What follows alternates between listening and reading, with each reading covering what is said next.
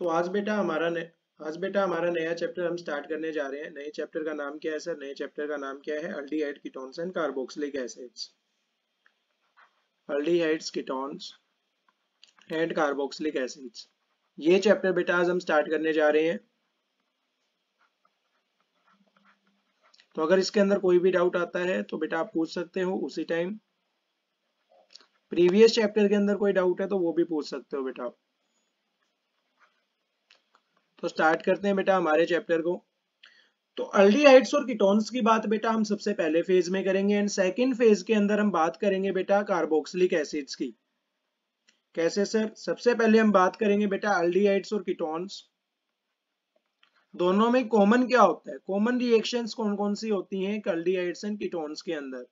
जो reactions aldehydes भी show करते हैं एंड कीटोन्स भी करते हैं। देन बेटा हम बात करेंगे ओनली अल्डिहाइड्स की, देन हम बात करेंगे ओनली कीटोन्स की, एंड लास्ट में बेटा हम बात करेंगे कार्बोक्सिलिक एसिड्स की। इस तरीके से बेटा हमारा कंप्लीट चैप्टर चलेगा। जैसा कि मैंने आपको बता रखा है कि जो पाथ होता है बेटा, जो रोड मैप होता है, वो किस चीज के ऊपर आता है सर? सबसे पहले हम क्या पढ़ते हैं? इंट्रोडक्शन पढ़ते हैं। इंट्रोडक्शन के बाद हम उनका स्ट्रक्चर पढ़ते हैं। स्ट्रक्चर के बाद क्या पढ़ते हैं सर? स्ट्रक्चर के बाद हम नोमेनक्लेचर पढ़ते हैं, किस तरीके से हम उनका नामकरण करते हैं। नामकरण करने के बाद क्या उसी नामकरण से कोई और स्ट्रक्चर भी आ रहा है, दैट इज आइसोमेरिज्म पढ़ते हैं। आइसोमेरिज्म के बाद क्या पढ़ते हैं सर? आइसोमेरिज्म के बाद हम क्या पढ़ते हैं बेटा? आइसोमेरिज्म के बाद हम मेथड्स ऑफ प्रिपरेशन पढ़ते हैं। मेथड्स ऑफ प्रिपरेशन के बाद फिजिकल प्रॉपर्टीज, फिजिकल प्रॉपर्टीज के बाद किस तरीके से वो केमिकल रिएक्शन दिखाते हैं, केमिकल प्रॉपर्टीज पढ़ते हैं। एंड लास्ट में अगर हमारे पास यूजेस दे रखे हैं तो यूजेस भी पढ़ते हैं। That is the complete path which we have to be taken in all chapters of organic. जितने भी ऑर्गेनिक के चैप्टर्स कवर किए हैं सभी के अंदर ये एक ही पाथ फॉलो कर रहे हैं बेटा। हम अल्डिहाइड्स के अंदर भी यही करेंगे, कीटोन्स के अंदर भी यही करेंगे और कार्बोक्सिलिक एसिड्स के अंदर भी यही करेंगे। तो स्टार्ट करते हैं बेटा नया चैप्टर हमारा। अगर कुछ समझ नहीं आ रहा है बेटा तो हैंड रेज कर सकते हो या फिर आप पूछ सकते हो बेटा। तो अल्डिहाइड्स और कीटोन्स, अल्डिहाइड्स और कीटोन्स समझने से पहले एक लाइन लिखी हुई है सर यहाँ पे, they are functional isomers of each other and collectively called as carbonyl compounds. तो ध्यान से देखो बेटा, कार्बोनिल वर्ड आया है यहाँ पे, क्या आया है? Carbonyl word. तो कार्बोनिल का क्या मतलब होता है सर? कार्बोनिल का क्या मतलब होता है बेटा? कार्बन, कार्बन के ऊपर क्या लगा हुआ है सर? डबल बॉन्ड ऑक्सीजन लगी हुई है और साथ में दोनों वैलेंसीज क्या है? फ्री है। इसे हम क्या कहते हैं बेटा? कार्बोनिल कंपाउंड, कार्बोनिल ग्रुप कहते हैं। क्या कहते हैं सर? कार्बोनिल ग्रुप कहते हैं। अब सर इससे अल्डिहाइड और कीटोन का क्या रोल है? तो अगर बेटा कार्बोनिल ग्रुप की तरफ, अगर सर कार्बोनिल ग्रुप के ऊपर एक तरफ हाइड्रोजन लगा हुआ है, एक तरफ क्या लगा हुआ है सर? हाइड्रोजन लगा हुआ है, एंड दूसरी तरफ क्या लगा हुआ है बेटा? कोई भी अल्काइल ग्रुप लगा हुआ है। अल्काइल ग्रुप क्या होता है सर? अल्केन के अंदर से मैं एक हाइड्रोजन को निकाल दूं तो हमारे पास क्या आता है सर? अल्काइल ग्रुप आता है। तो साथ में कोई भी अल्काइल ग्रुप लगा हुआ है बेटा, that type of compound is known as aldehyde. इसे हम क्या कहते हैं बेटा? अल्डिहाइड कहते हैं। अच्छा सर, अल्काइल ग्रुप ही जरूरी है क्या? अगर फिर से हाइड्रोजन लगाओ तो इसे क्या कहेंगे? That is carbon double bond हो और हाइड्रोजन, और इधर भी हाइड्रोजन लगाओ, फिर क्या कहेंगे सर?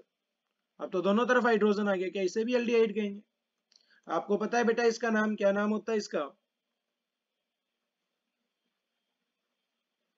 कीटोन नहीं बेटा, कीटोन नहीं होता है, नहीं नहीं नहीं। इसका क्या नाम होता है sir? That is carbon double bond हो और साथ में अभी भी क्या लगा हुआ है सर? हाइड्रोजन लगा हुआ है। अभी भी एक तरफ तो हाइड्रोजन ही लगा है ना बेटा, एक तरफ हाइड्रोजन लगा है, दैट मींस ये हमेशा हमारे पास क्या होगा? अल्डिहाइड होगा। अगर एक साइड अल्काइल ग्रुप लगा हुआ है then it is known as aldehyde, and अगर दोनों तरफ हाइड्रोजन लगे हुए then it is known as formaldehyde. हम इसे क्या कहते हैं बेटा? फॉर्मल्डिहाइड कहते हैं।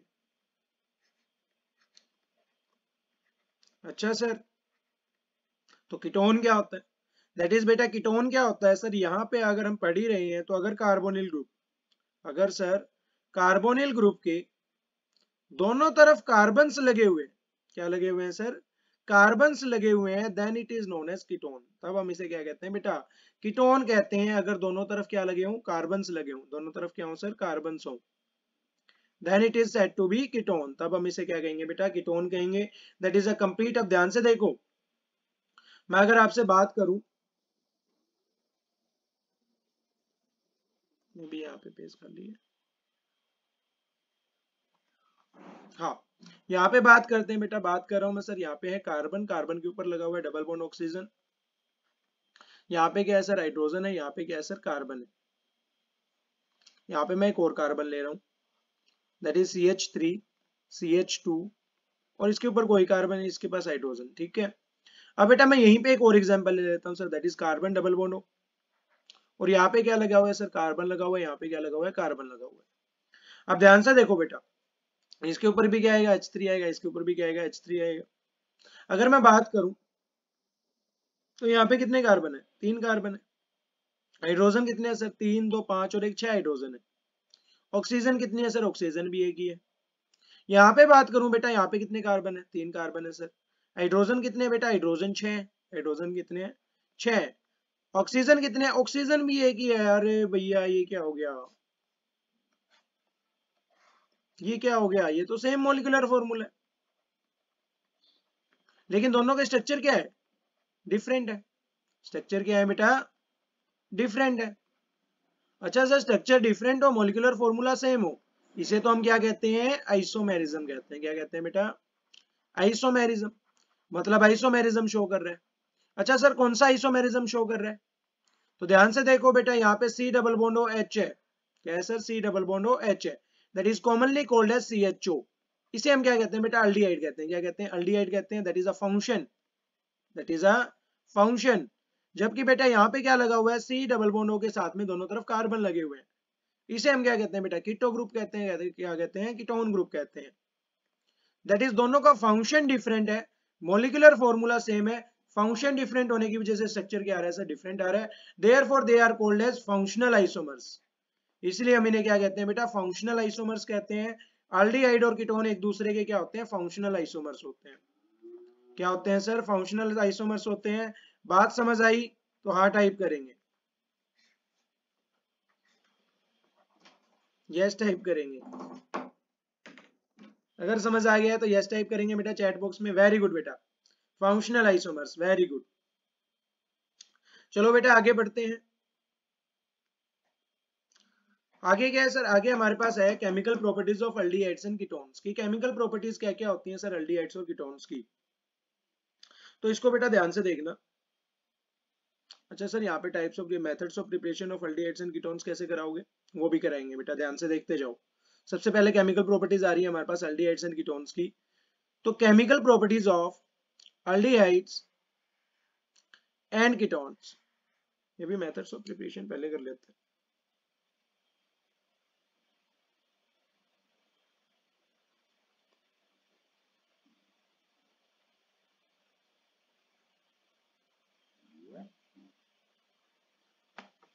चलो कोई नहीं,